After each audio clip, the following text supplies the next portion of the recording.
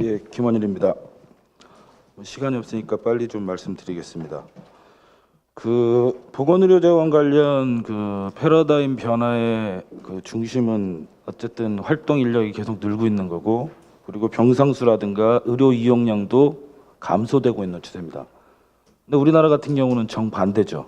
정반대 현상으로 활동 인력은 부족하고 장비나 시설에 대한 투자는 계속 늘고 있는 형태고요.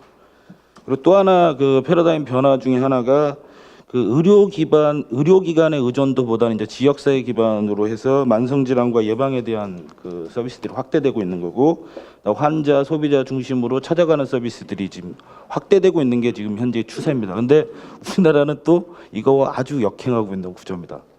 유일하게 인구 구조 변화 등에 따른 의료비 급증하는 추세는 우리나라도 똑같이 가고 있고, 지금 보면 한 5가지 예를 들었는데 그 중에서 4가지 정도는 우리나라는 정반대 방향으로 흘러가고 있는 이런 문제가 있습니다. 그래서 이 보건의료 발전 계획 관련해서 신현웅 박사님 발전을 보면서 그런 생각을 했어요. 여기에 가장 중요하게 화두로 삼아야 될 것이 분배와 적정이라는 용어가 아닌가라는 생각을 해서 그거를 중심으로 좀 말씀을 드리겠습니다. 사실 이 시장 중심의 공급 방식은 불균형을 필연적으로 수반할 수밖에 없는 거죠. 그러다 보니까 우리나라는 이 민간이 90%를 차지하는 이 구조화에서 불균형은 필연적으로 발생이 될 수밖에 없었어요. 그리고 아까 제도의 문제는 아니라고 생각하는데 저는 제도의 문제라고 봐요. 행위별수까지의 문제가 바로 과잉 의료를 초래하고 있는 거고 수많은 문제의 원인이 되고 있죠. 그래서 이런 문제들로 인해서 상당히 좀 한국 보건의료는 굉장히 많은 몸살을 앓고 있습니다. 근데 그런 측면에서 봤을 때 아까 얘기했던 대로 여러 가지가 좀 이해가 돼요. 왜 의료 인력들이 이렇게 장비나 이쪽보다 투자가 덜 될까? 이건 제가 볼 때 건강보험 지불 구조 때문에 그런 것 같고, 지불 구조가 사람 중심이 아니기 때문에 그러거든요. 근데 그런 문제인 것 같고, 그다음에 의료 이용량도 아까 약사협회에서 얘기했던 대로 행위를 많이 하면 많이 주는 구조기 때문에 과잉진료 나타나는 거 너무나 당연한 거죠. 근데 제가 죽었다 깨나도 이해 못하는 게 하나 있습니다. 농어촌에 병상수 늘어가는 건 이해를 할 수가 없어요. 왜 느는지. 근데 이렇게 늘어가는 병상들 때문에 막 난리가 나죠. 부족하다 뭐하다. 근데 저의 가장 큰 고민은 그러면 이 수많은 병상을 다 살릴 것이냐에 대한 의문이 드는 겁니다. 지금 제가 연구한 건 아니지만 연구 보면 인구라는 변수를 집어넣으면 농어촌의 병상 증가수가 수도권에 비해서 4배가 높다라는 거예요. 이걸 뭐라고 설명할 거라는 거예요. 자본주의 시장 논리로도 설명이 안 되는 거고, 이게 분명히 환자는 도시로 쏠리고 있고 분명히 여기 장사가 안 돼야 된단 말이에요. 근데 병상이 계속 늘고 있어요. 저는 이 문제에 대해서 심각하게 고민하지 않으면 보건의료 발전 계획이 나올 수가 없다고 봅니다. 이런 문제가 있고, 그리고 이제 아까 인력 얘기를 했었어요. 물론 간호사 OECD 부족한 거 맞습니다. 맞는데 문제는 최근 10년간 111% 증가했어요. 간호사만. 즉 이런 증가 추세를 보이고 있는데 문제는 100병상당 간호사 수는 여전히 감소하는 추세입니다. 이게 뭐예요? 근데 OECD 평균 보면 90년대 이후에 병상 수는 계속 감소되고 있는데 지금 제가 얘기한 거 2000년 이후 얘기거든요. 2000년 이후에 병상 수는 계속 늘었고 인력이 110%가 늘었는데도 병상이 감당이 안 되는 거예요. 병상 수가 이렇게 늘다 보니까 간호사는 계속 분산되죠. 사실은 부족하기 때문에 집중적으로 지역 거점 병원의 간호사가 집중적으로 무슨 최적화된 서비스를 해야 되는데 계속 분산되고 있는 거예요. 그러면서 지금 병상 문 닫는다, 중소병원 간호사가 없어요, 병상 문 닫는다, 이 문제를 국가 입장에서 그리고 국민 입장에서 어떻게 바라봐야 될 거냐, 이걸 모두 살려야 되는 거냐라는 문제는 정말 심각하게 고민해봐야 될 문제라고 생각합니다. 그리고 지금 적정 관련해서 좀 말씀을 드리면, 지금 이제 건강 문제는 이제 개인의 문제가 아니라 사회가 책임지는 문제잖아요. 그렇기 때문에 최선의 서비스를 한다가 아니라 최고의 서비스를 하는 게 아니라 그에 맞는 적정한 서비스가 이루어져야 됩니다. 그런데 그런 측면에서 보면 우리나라가 과연 적정한가? 아까 얘기했던 대로 병상수가 적정한가? 의료 이용량이 적정한가? 저는 이거를 전제로 적정 수가가 얘기돼야 된다고 봐요. 근데 항상 얘기할 때 보면 적정 수가가 돼야지 이것이 된다라고 생각하는데 그건 정반대. 국민의 입장에서 보면 그렇게 적정 수가를 받을 만큼의 시스템이 만들어졌느냐, 이거를 얘기를 먼저 해야 되는 거죠.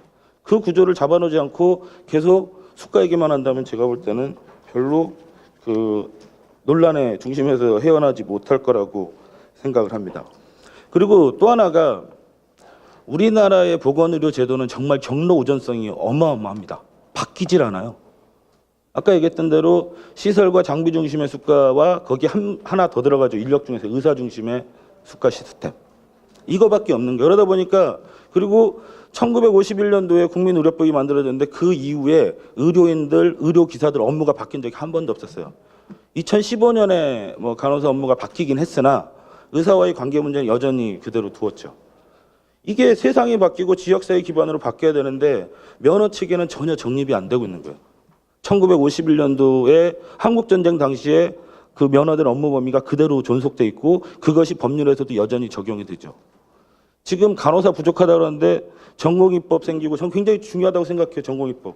근데 그 업무가 간호사한테 전부 전가되고 있단 말이에요. 그분들 다 병동으로 보내야 되는 문제도 있는 거예요. 근데 그분들 병동에 보내지 않고 지금 의사 업무 대신하고 있고 이런 문제들을 어떻게 풀어나갈 것이냐. 그래서 사실은 그런 생각을 요즘에 한 7, 8천 명 된다고 하는데 그분들 모두 병상으로 보내야 되는 거 아니냐. 아니면 그분들 법적 보호를 해주든가. 법적 보호 전혀 안 되잖아요. 그런데도 불구하고 병원에서는 그거 활용하고 있고 전공의 상당수 부분은 뭐 그거 하면 가만 안 있겠다. 뭐 의정합의에서 그런 게 들어가고 말도 안 되는 일들이 좀 벌어지고 있었습니다. 근데 이제 보건의료 그 관련해서 좀 발전 제안 좀 드리면 일단 인력 부분에서는 저는 좀 그렇게 생각해요. 여기 그 신 박사님 글 중에 그 인용한 것 중에서 너무 괜찮은 글이 당장 눈에 보이는 문제를 해결하기 위해 뭐 단편적 분절적으로 정책 과제를 제시하면 안 된다. 근데 간호인력 종합계획은 항상 그래왔어요. 눈에 보이는 의료 이용량이 이만큼이에요. 그거 그대로 놔두고 병상수 그대로 놔두고 어떻게 바꿀 건지 없고 그냥 그거에 맞춰서 간호사 몇 명 필요하다. 이게 바로 분절적 단절적으로 정책 제시했던 거예요. 그게 최근 10년간 정책 제시 방안이었는데 최근에는 어쨌든 뭐 지금 뭐 자문단 회의를 봤었을 때 굉장히 긍정적인 흐름이 일부 있어서 좀 이런 것들을 좀 탈피해야 된다라고 생각을 합니다. 그리고 그 간호사 수급 문제 관련해서는 이건 아마 5년 내 계획에 굉장히 중요한 부분을 차지할 거예요. 대형 병원하고 중소병원 구분해서 생각해야 돼요. 간호사가 확보되어 있는 병원에서는 간호사를 확보할 수 있도록. 근데도 지금 이직률이 30% 이른단 말이에요. 신규 간호사는 상급 종합병원도. 어떻게 간호사를 확보할 거냐. 이건 근로조건 개선밖에 없어요. 간호사를 더 확보할 수 있거든요. 있기 때문에. 이제 문제는 확보할 수 없는 의료 취약진은 어떻게 할 거냐.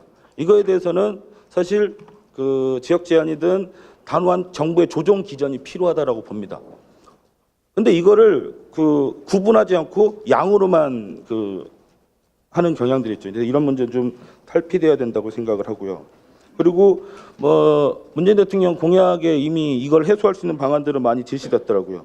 뭐 의료 취약 지역 공공의료기관 인력 확보 마련하겠다. 이걸 좀 구체하면 될 거라고 생각합니다. 한 가지 문재인 케어 이번에 나온 것 중에서 불만이 그거예요. 간호간병 통합 서비스 2022년까지 10만 개 하겠다. 제발 이런 것 좀 안 했으면 좋겠어요. 이런 식의 방식이 문제예요. 그러니까 10만 개가 목표고 이거예요. 그럼 맨날 양만 얘기됩니다. 어디에 분배할 거냐? 간호간병 통합 서비스를 어느 지역에 지금 가장 취약한 지역 먼저 분배를 해놓고 그 다음에 국가의 그 정책 수단이 발휘될 수 있는 공공병원에 먼저 하고 이러면서 숫자가 나와야 되는데 2020년까지 22년까지 몇 개 하겠다는 식의 발상으로 가면 결국 뭐냐? 양 얘기밖에 안 돼요. 그러니까 간호사 몇 명 부족해. 얼마 더 추가해야 돼. 이런 식의 방식이라서 이 문제의 그 패러다임을 바꿔야 돼요. 어떻게 분배할 것이냐하고 어떻게 적정하게 할 것이냐의 문제로 바꿔야 된다라고 생각을 합니다. 그리고 지금 가장 아까도 병상 문제 얘기했는데 제일 중요한 문제는 의료 취약 지역에 대해서 우리가 이렇게 시장 기전으로만 존재하면 병상이 통제할 수 없어요. 이걸 어떻게 공공화시킬 거냐에 대한 문제를 적극적으로 고민해 봐야 되는 거고요. 그다음에 지역사회에서 예방과 만성질환 관리할 수 있도록 지금 보면 문재인 케어의 또 하나 문제가 뭐냐. 만성질환 관리 의원급 얘기밖에 없어요. 왜 지역사회에서 지금 보건소에서 방문 보건 사업하는 거 왜 이걸 못 끌어안아요? 찾아가는 서비스 다 되고 있는데 끌어안지 못하고 있거든요. 이 문제에 대해서 1차 의료에 대해서 의원급의 그 사고방식을 탈피하지 않으면 제가 볼 때는 지역사회로 확장하지 않으면 절대로 예방 만성질환 관리 잘 될 수 없다라고 봅니다. 그리고 마지막으로 이제 건강보험 지불보상 기준 저는 가치가 추상적이라고 생각하지는 않습니다. 근데 그 가치 중에 핵심이 노동 가치여야 된다고 생각해요. 지금까지 의사의 노동 가치는 존중됐을지 모르겠으나 의사 이외의 모든 인력의 노동 가치는 존중되지 않았기 때문에 보건의료 노동자들의 노동 가치가 반영된 수가 시스템을 만들어야 된다는 게 기본적인 생각이고요. 그리고 지금 간호관리료 차등제 문제 관련해서도 좀 얘기를 드리면 어쨌든 간에 좀 법이 준수되는 좀 기준으로 갔으면 좋겠습니다. 언제나 보면 법과 이 시스템이 달리 돌아가는 이중적 구조를 갖고 있어요. 그래서 항상 얘기 나오는 것 중에서 법정 인력 기준을 위반했는데도 가산이 되는 말도 안 되는 경우가 발생되고 있는데 그런 문제들이 좀 해소돼야 되는 거고, 그다음 제발 일부 되고 있긴 하지만 병상 기준이 아닌 환자 기준으로 바뀌어야 되는 것도 빨리 완료가 돼야 됩니다. 그리고 아까 얘기했던 대로 간호사가 어떻게 고용될 거냐, 병원 노동자들을 병원에 근무하는 노동자를 어떻게 확보할 것이냐는 제가 볼 때는 수가 시스템 자체가 아까 얘기했던 대로 행위별 수가가 아니라 가치 중심으로 변화되고 사람 중심으로 변화됐을 때 가능할 것이라고 봅니다. 이상 마치겠습니다. 네, 좋은 토론.